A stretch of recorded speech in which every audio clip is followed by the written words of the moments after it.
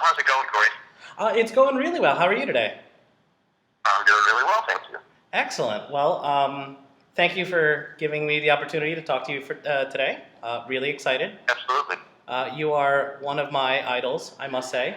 Um, Well, that's very kind of you. I appreciate that. Laughing, that's always a good sign. No, it's really cool because Double Dare is one of my favorite game shows, and knowing that it started in Philadelphia, where I was born and raised, is really cool. So that's really exciting. So I'm really glad to talk to you today. Yeah, it was a funky thing. You know, they were actually looking for an opportunity to do the show, but they didn't want to spend a lot of money. And they found a PBS station down here, WHYY, that was looking to get into the production business. So it was sort of a marriage made in heaven. They were cutting, production breaks all over. And Nickelodeon to come down so they could advertise, hopefully, what was going to become a successful show. Who knew how successful at the time? And it was kind of a marriage made in heaven, but it was kind of odd because at that point, other than Mike Douglas and Dick Clark 100 years before, there wasn't much production coming out of Philadelphia. Well, thank you for putting us on the TV map. I have just a few questions for you, some culled from Facebook. First one, are you as handsome in person as you are on television? We got that from a Facebooker. No, but seriously, how's your for lack of a better term, your face? How are you coming from your accident? My face is doing okay. I had my latest operation was in December. They took a bunch of titanium out the left side of my face. I still have a bunch of it above my lip and on the right side. I'm dealing with issues, believe it or not, with my left eye. It was all crushed. Ooh. And originally I couldn't see, then I could see double, and then I was fine. And there was tremendous swelling between the back of my eye and my brain, I guess, and it started to go down. And now I'm having some double vision situations, and there's only 6 muscles in the eye, I learned. And they're a little hesitant to go in and start tightening muscles at this point because their fear is there's going to be even more swelling reduction, and then they have to go and do it a second time. So it's kind of annoying. Every now and then I'll be looking at somebody, and there'll be 2 or 3 of them, and kind of throws my equilibrium off. But that's about the biggest problem I've had so far, and I think it's a solvable one, however, not addictly. As they're saying, if they're going to operate, they can't do it until maybe August or September. So it's a little annoying at this point. But the fact that I'm alive and able to talk to you is very remarkable, and I'm happy about that. So that's good news. Most definitely. Good to hear that. Okay, let's see. Okay, you were a CBS page in the 70s, and you asked advice from the likes of Bob Barker and Wink Martindale. What advice did they share with you?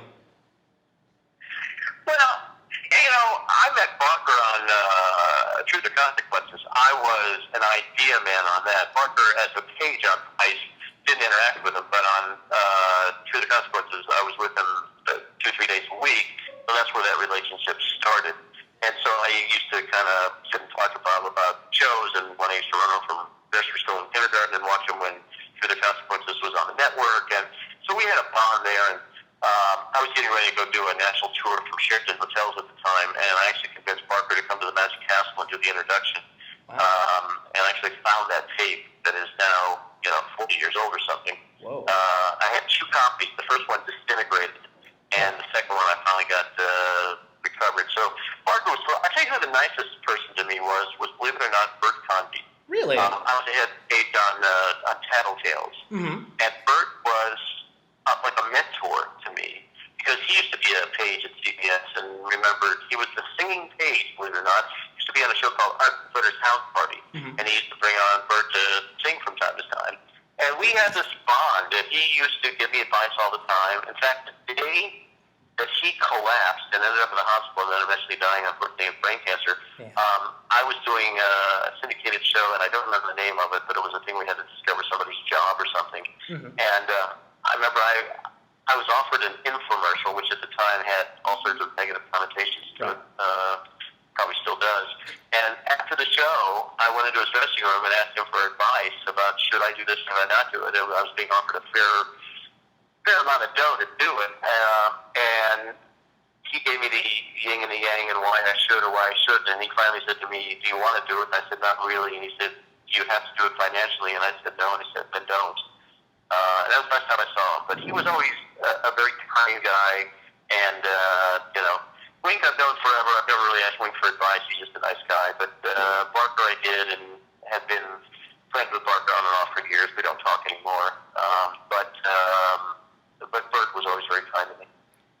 have to go edit Wikipedia with all that new information. Thank you. What game show, past or present, would you most like to have hosted or host? I suppose Pyramid. Pyramid. Okay, why's that? Yeah, I think Pyramid would probably. I mean, I think Pyramid is like the quintessential perfect game show in so many different ways. That would be my first choice, and I suppose Jeopardy would be my second. Excellent. Fantastic. How did you first get involved with the Food Network? Interesting story. I had quit Nickelodeon. I was working for Lifetime first during a show called Our Home, then doing a show called Biggers and Summers. Mm-hmm. That got canceled. I moved back to Los Angeles. I was out doing speeches for the Obsessive Compulsive Foundation and hosting a show called Great Day America, Religious Network, and it was just kind of like, what's happening here to my life? I'm not doing what I think I should be doing. And Judy Gerard, who was my boss at Lifetime, she was head of programming. I always like to leave jobs on a positive note. The whole industry is about to get fired. Everybody's going to get fired at some point. But you don't burn that bridge, you keep it in this relationship. So after I got fired from Biggers and Summers, I thanked Judy for the opportunity and kept in touch with her. And I was doing a speech in D.C. on a train heading towards New York City, and my wife always FedExed the mail to me, and I was opening the mail on the train, and I read in Variety, Judy Gerard to take over programming at Food Network. But at that point, I'd really been off the air in real television for about 3 years. And so I called Judy, and I said, I will pay you to get back on television. You were the person who fired me 3 years ago. The show may have sucked, or maybe it did. The ratings weren't good, but bottom line, it is what it is. And she said, I just got here. I have no idea what's going on. Give me a couple of weeks. And then she called me back 3 weeks later and said, there's not much money. We're doing a show called It's a Surprise. It's about surprise parties. And I think they paid me, I think $1,000 or $1,500 an episode. And I took it. The problem with this surprise was nobody was watching. But they had done a focus group on 3 specials of Unwrapped, hosted by another guy called Marc, and asked me if I was interested in hosting that as a show. And so I left This Is Surprise, did Unwrapped, and it has become the longest running show in the history of Food Network. So go figure. That's amazing. I know that between Double Dare, which appealed to me and my friends when we were drunk at college, and Unwrapped, which appealed to my friends when we were high and in college, you pretty much ran the gamut of us watching television. So another thank you. Well, you guys are always nice. The people who grew up watching me have stayed with me, and it's very, very kind. I love it. Definitely. Will you? This is another Facebook question. Will you be back for another Dunkle Dare at Philly Beer Week 2013? I just had a meeting, June 5th and June 6th. Absolutely. You heard it here first, ladies and gentlemen. I think we'll figure out when this airs. What's the allure? Why do people keep coming back to shows like Unwrapped or Restaurant Impossible or things like that? Why do people like watching food on TV? Well, think about the evolution of what's happened. Initially everything was a simmer and stir show. Take the meal shot, the guy pours in some ingredient, he stirs it around, they taste it, and they go, Unwrapped was, I guess, the first breakthrough show. I was Guy Fieri before Guy Fieri, and we were the #1 show for a number of years. Mm-hmm. And it was a combination of, Michael Smith, who's now running Cooking Channel, thought it was a combination of many things. So it was a combination of the following that I had, having been on television at that point for 10 or 12 years, plus nostalgia, plus machines and how things are made, and you put those all together and you put it on at 9 o'clock on Monday night, and I guess you get an audience. The remarkable thing to me is we've done something like over 500 episodes and 42 one-hour specials, and they've moved a lot of our stuff over to Cooking Channel, but we're the 3rd highest rated show on Cooking Channel, for God's sakes. Yeah. So there's something nostalgic and feel good about that show. The reason people watch Restaurant Impossible is because of Robert. Robert's a star. Robert is fantastic television. There are very few people such as Fieri and Irvine who can walk onto a screen and people go, whoa, I got to watch that. And I think we're the only true reality show on TV. We don't put words in people's mouths. We don't fake anything. We don't recreate anything. We give Robert a loose idea of problems with the restaurant. He goes in and does his thing. And people love to watch that. So, trying to pick apart why people watch shows like analyzing a funny joke. After you do that, you kind of lose the who, what, when, where, why of that stuff. So I feel fortunate. I mean, we did something like 90 episodes of Dinner Impossible, and we're on show like 75, a restaurant. And chances are that thing's going to go on for a while. So, it's just I've been in the right place, right time several times in my career. And, if somebody would have told me I'd be producing television out of Philadelphia, I would have said no way, no how. But, it's all worked out for a reason. Can you cook now? Are you a really competent cook now that you've been surrounded by all these food giants? Well, I've learned a lot. You hang around Michael Simon and Bobby Flay and Ryan Vitale and folks such as that, and you learn a lot. My wife is still a far superior cook over me. There's no question about that. But I picked up a lot of tricks along the way. My big thing is that every year Thanksgiving I make the turkey, but the turkey I make now is totally different than the turkey I made 10 years ago because of the brining and the cheese sauce with the butter and all that other kind of stuff. So I've learned a lot throughout the years.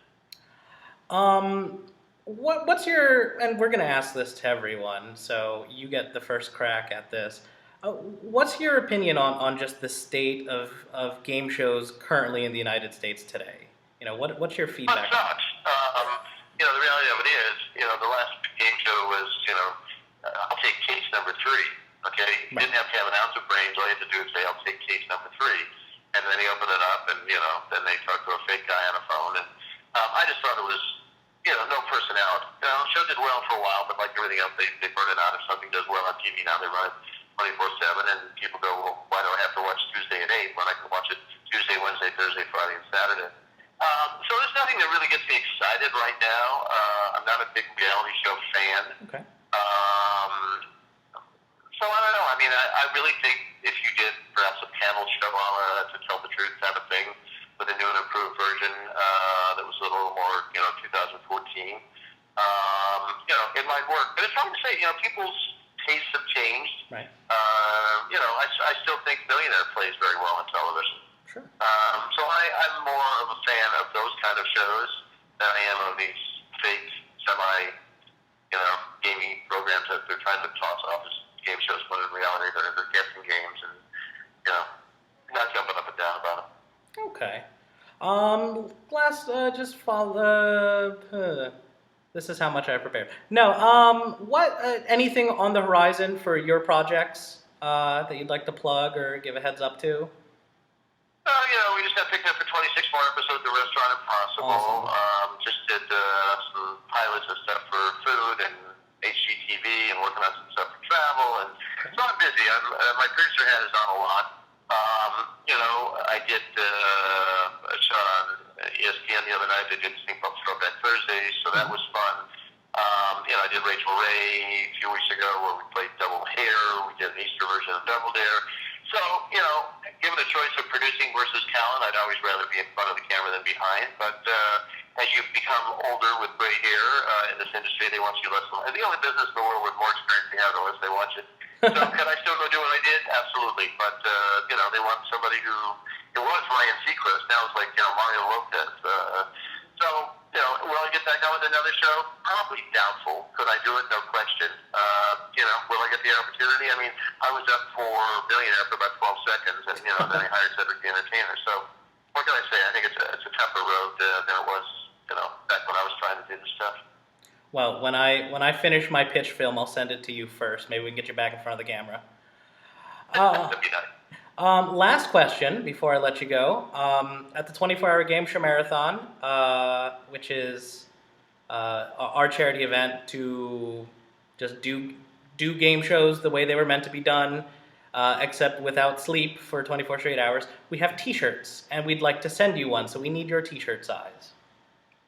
Oh, well, I always go for a large.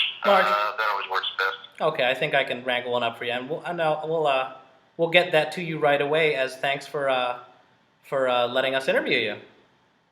Thanks for your interest. You guys, have a great telethon. I hope you raise a lot of dough, and call anytime. Excellent. Thank you very much. All right, take care. Talk to you soon, I hope. Thanks. Alrighty, bye-bye. The 24-hour game show marathon with Cory Anatoto, Bob Haig, and Christian Carrion, benefiting the American Cancer Society and the Kennedy Krieger Institute, will continue in just a moment.